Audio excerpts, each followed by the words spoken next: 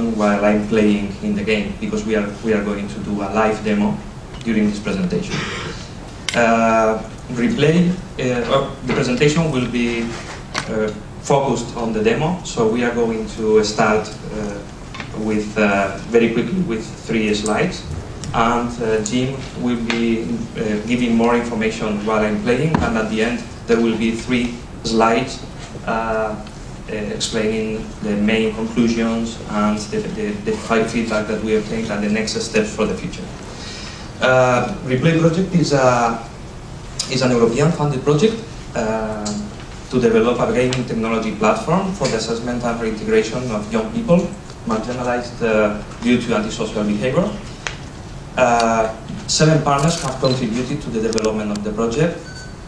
2 SMEs, Brainstorm and Innovatech, developing the visualization and interaction system. The Toy Research Institute have designed and validated the game.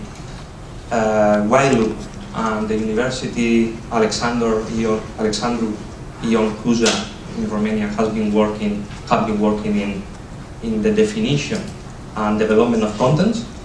And as a final users, we have count on the reintegration center El Cerezo in Spain and Rotalent in Romania.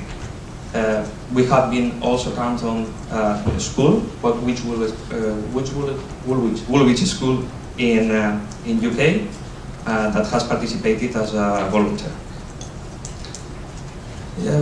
The main objectives of the replay was to create a highly immersive game as a support tool in intervention programs, but also in preventative programs. Intervention programs carried out in young offender centers and rehabilitation centers, and preventative programs carried out in schools. In order to support the experts working in both centers involved in behavioral programs, and creating a better awareness in young people of how and why they behave, and the consequences of their decisions and behaviors. We achieved that using the gaming technology as a mechanism to engage young people.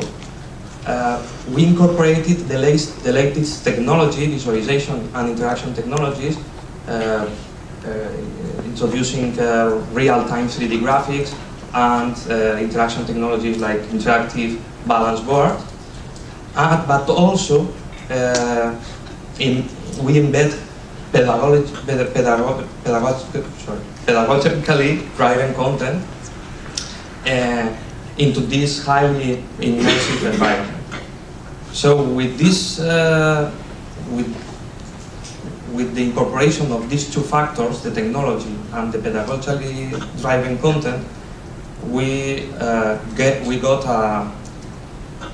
a new formula, a new approach to improve the communication between the users, the children, and the professionals and the experts that are working in rehabilitation, reintegration programs, and in the schools in preventative programs. So I think the best now is, Jim will continue with the presentation while I'm setting up everything, and we will do the live demo of the game in order to know more about it. Thank you. Okay, I'm just going to unplug this. Go dark for a second.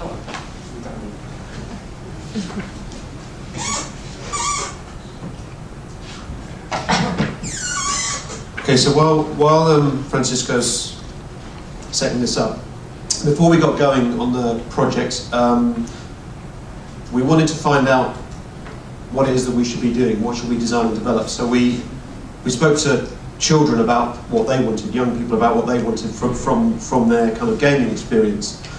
Because it was absolutely vital that when we put this in front of young people, we wanted them to see it as a game that was on a par with the games that they actually played. I think there's a sense sometimes that the words educational game tend to mean more on the educational side, and for the young people less on the game side. So they talked to us about things like sports racing games, having challenges built into the game, missions to complete and so on. They like the idea of games played in the first person. They like multiplayer games, was a very big kind of, sort of aspect for them. High level of interaction with the game, particularly driven by things like the developments of things like Nintendo Wii and so forth. Graphics were very, very important. Many of the kids we talked to really liked the kind of playable games, not so much things like Sims, but things that they can really kind of actively get involved with to avoid boredom. And also, something was competitive. We wanted to keep core game elements in there, including the overall concept of the game being competitive. So, we also needed to take into account what the experts, teachers, people working with youngsters and so on wanted. They talked to us about having something that provided a stimulus for discussion between themselves and the young person. Something that used some of the approaches they were using, the activities and contents they were currently using, but allowed them to embed that content into a game environment. We ended up looking towards addressing what we described as lower level types of antisocial behaviour. So the idea being that we target younger children with lower level types of antisocial behaviour, and we kind of catch them before they reach a certain higher level. And they were very interested, the teachers and the experts were very interested in a kind of a new approach to reaching out to these children, and also that the game provides a forum for them to discuss what went on in the game afterwards, so kind of a forum for reflection and so on. You've already started. See, they're looking at that, I'm looking at this. We started the demonstration about halfway through because we haven't got the time to run through a whole game session. The whole game session, the play session usually takes between 15 and 20 minutes. The replay session would maybe take 20 minutes to half an hour, so we usually allow an hour for a whole session. The game, as you can see where we ended up, is a sort of a, I don't know if you caught the first part of this, it's sort of a futuristic Segway simulation. So you're a kind of robot on a kind of, if you know what a Segway is, you probably just saw. The game's built in a modular kind of way, so you can add and take away different activities, and it's multi-language. It's a first-person racer game, again, as you can see. Highly interactive. As you can see, Francisco's standing on an interactive balance board. This was one of the key developments. So this acts as a sort of a human joystick. Now, at every stage in the process, we've been trying to build into the game itself and the interaction things that really engage the young person in the experience, and the interaction with the balance board does that. We've also developed a version where you can use an iPhone as the joystick, effectively. So that's gone down very well as well. So what you can see here is that the game is a kind of a mix of traditional game elements. So there are points in the game, Francisco's at one at the moment, where there's a rule, only turning left is allowed. Throughout the game there are little game elements which have nothing to do with the pedagogical contents and everything to do with engaging the child in the actual gameplay itself.